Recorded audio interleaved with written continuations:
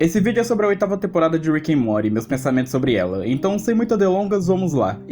Spoilers à frente, siga por sua conta em risco. Quando eu comecei a assistir essa temporada, eu me perguntei pra qual caminho os escritores iriam dessa vez. Afinal, no grande esquema das coisas, não havia nenhum grande evento a ser tratado mais. A cidadela dos Rick não existia mais, os inimigos mais mortais do Rick não estavam mais na cola dele por vários motivos, até todo o lance do Evil Morty é viver sua vida em paz, fora da curva finita central. E por fim, sua vingança contra o assassino de sua filha e principalmente sua esposa havia sido concluída na temporada passada. Não havia nada mais para desenvolver em Rick como um grande plot antagônico, então eu imaginava que qualquer coisa que viesse nessa temporada que seguisse essa mesma linha não seria tão impactante quanto o resto foi. Afinal, todos esses grandes eventos passados tiveram mais de uma temporada inteira ou a maior parte do show para amadurecer, algo que eu não acredito que daria para fazer de forma tão interessante no decorrer de uma temporada com todos os principais elementos já tendo sido solucionados. Então, o palpite que eu tive foi que a história de Rick e Morty teria uma mudança de marcha no foco de desenvolvimento de sua trama. Palpite esse que veio justamente com o final da temporada passada. Para uma temporada que sucedia após o final eufórico do Rick estando mais perto de encontrar o Rick Prime na temporada 6, naturalmente na época eu esperava que o grande final da temporada 7 seria o desfecho dessa busca. Mas eu não poderia estar mais enganado, pois isso veio no meio dela, mais especificamente no episódio 5. Eu fiquei meio cético com essa escolha de posicionamento de episódio na época, afinal eu jurava de pé juntos que isso estaria no final. Ainda mais porque veio logo em seguida, os episódios depois não foram muito legais, e de certa forma o mundo pareceu o mesmo que sempre foi, apesar do momento indelével que tinha acontecido no episódio 5. Eu sei que isso de certa forma era para remeter à primeira temporada quando o Morty passa por uma experiência semelhante, mas para um evento como esse do Rick que foi matar o Rick Prime, eu senti que tinha faltado um pouco de impacto após esse acontecimento. Então tudo que veio depois foi um tanto esquecível e com um sentimento de filler.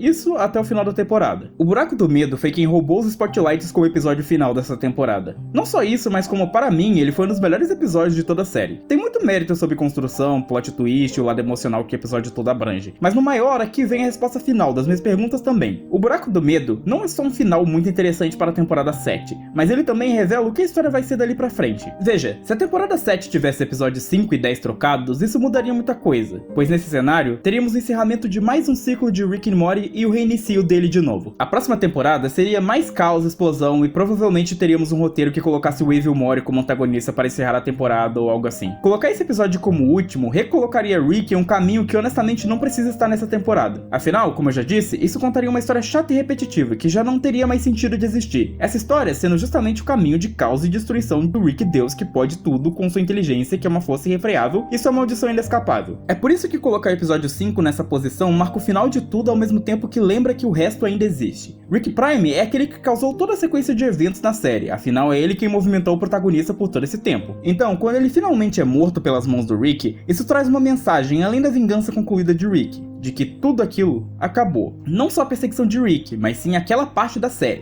E que, mesmo que tudo isso tenha acabado, ainda havia coisas acontecendo no resto do mundo, referindo aqui os episódios que viriam a seguir. Mas, mesmo tendo momentos a seguir, o que eles representavam agora? Hoje eu acredito que os episódios após os 5 foram tão fillers, pois é justamente a sensação que eles querem passar, como se fosse um próprio espelho do Rick após a conclusão de sua vingança, de que o que tinha sobrado agora era um imenso vazio que era preenchido com as coisas do dia a dia, e que, apesar de tudo, a vida ainda seguia, e assim ele deveria também. No entanto, isso não veio a durar muito tempo, pois, como eu disse, o episódio do Buraco do Medo marca o ponto de virada. Agora que todos os problemas maiores do Rick haviam sido resolvidos, não havia mais nada que pudesse realmente o impedir de se conectar melhor com a família que tinha, e a forma com que isso é explorado no final do Buraco do Medo mostra o ritmo que a temporada seguinte iria levar. Ele poderia ter pulado no buraco e assim morrido, vivendo uma ilusão muito realista onde ele viveria com sua esposa até que ele tivesse toda a sua energia vital drenada por via de seus medos. Talvez não fosse isso que acontecesse na sua visão de verdadeiro medo, mas ainda era uma chance muito válida de então ter o final com Diane. Ele poderia, mas escolheu não fazer. Existem muitas interpretações para o que possivelmente impediu Rick naquele momento, mas com o final da temporada de agora, eu digo que o maior medo de Rick era de seguir em frente, deixar Diane e o que aconteceu com sua filha original no passado e apenas abraçar o que é que tivesse à frente. Isso causaria medo em Rick, pois ele não saberia lidar com o que tem à frente, sua família. Não que sua família fosse um problema em si, mas sim o fato de que agora que tudo tinha acabado, o curso de ação mais Rick que ele tomaria seria abrir seu coração para sua família. Afinal, esse sempre foi seu traço mais marcante. Ele ama demais a sua família.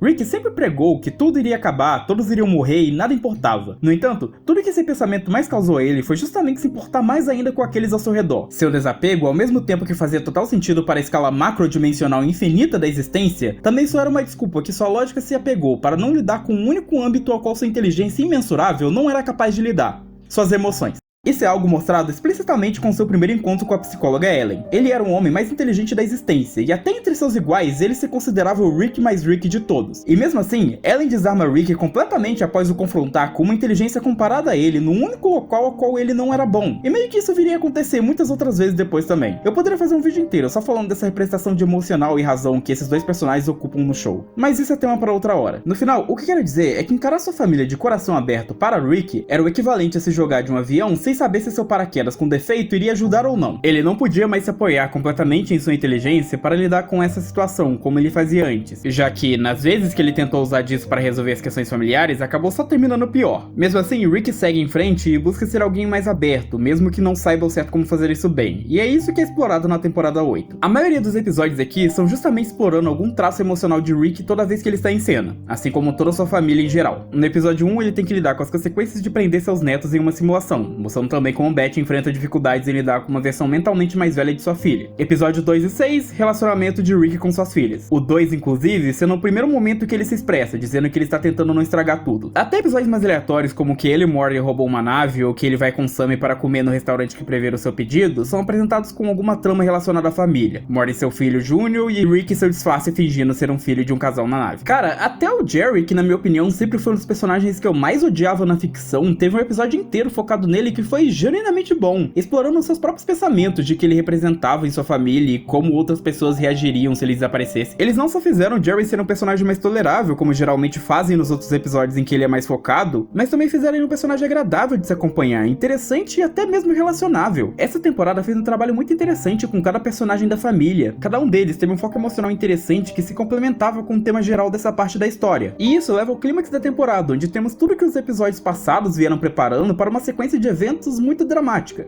O episódio 10 é o ápice de tudo que a temporada veio explorando. Família, o Rick tentando ser mais aberto e enfim escolhendo agir para que finalmente pudesse seguir em frente sobre sua esposa. Logo no primeiro minuto do episódio, ele já dropa um monte de informações sobre o Rick, a Diane e como isso afeta ele a estar com outras pessoas agora, já deixando bem escrachada a trama que se sucederia. Depois, toda aquele contexto que veio de que aquela Diane da memória que vemos é a última e única coisa boa que ele tinha para se lembrar de sua esposa e ele deliberadamente escolheu tirar essa memória para que pudesse enfim seguir em frente, é muito significativo. Não só pelo fato de que ele está removendo a última e única memória boa que existe de sua esposa, mas também porque isso marca o tema da temporada e a distinção que ela tem com as passadas. Não é sobre explosões, músicas épicas, um plot twist elaborado com um grande finale épico, mas algo visualmente simples, que carrega um peso imenso para a história mesmo assim. Muitos acham que a 8ª temporada foi chata, e eu vi alguns comentando que foi a pior até então, mas honestamente mesmo, como eu disse no início, não fazia mais sentido Rick continuar a ser o que era. Não tinha motivos mais para seu personagem ser focado naquilo que ele era nas temporadas passadas. Rick Prime estava morto, Evil Morty não era uma ameaça a ser deixada em paz, a cidadela estava em seu canto cuidando de seus próprios assuntos, e não havia mais nenhum antagonista principal que servisse para se opor ao Rick de forma relevante. Então, ao invés de criar um enredo rushado para continuar essa antiga vibe das temporadas passadas, Rick e Morty seguiu o melhor caminho, na minha opinião. Evoluiu o personagem de Rick e, consequentemente, os outros ao seu redor. Para responder então a pergunta que ficou: o que acontece agora? O que ele faz agora? Assim como eu, você e todas as pessoas do mundo devem fazer, ele seguiu em frente. E isso é refletido também em deixar seu eu memória do passado ficar com Diane no final. Aquilo que aconteceu, aquilo que ele foi e o que ele viveu com aquela mulher já se acabou há muito tempo, e agora ele deveria deixar ir.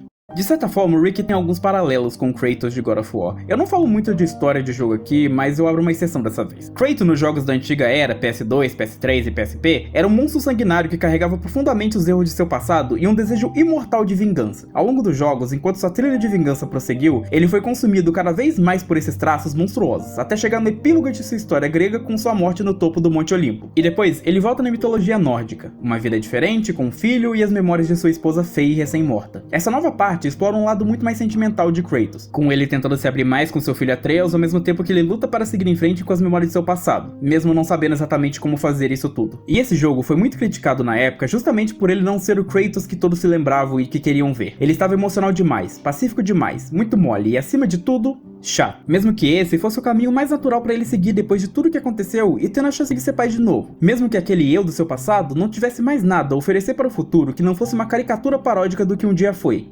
Não te soa nem um pouquinho familiar? É o que eu pensei também. No final, podem até dizer que a temporada 8 foi chata e não exatamente o que queriam ver, afinal existe gosto pra tudo. Mas, assim como God of War 2018, a única coisa que não podem dizer com razão é que o que foi apresentado foi ruim dentro do que pretendiam fazer. Eu gostava muito do Rick de antigamente pelo contexto que ele estava inserido, assim como eu também gosto do Rick de agora pelo mesmo motivo. Isso significa que um é melhor que o outro e vice-versa? Não, significa apenas que cada um foi muito bom no que se propôs a fazer. De qualquer forma, isso é tudo. Agradecido por assistir.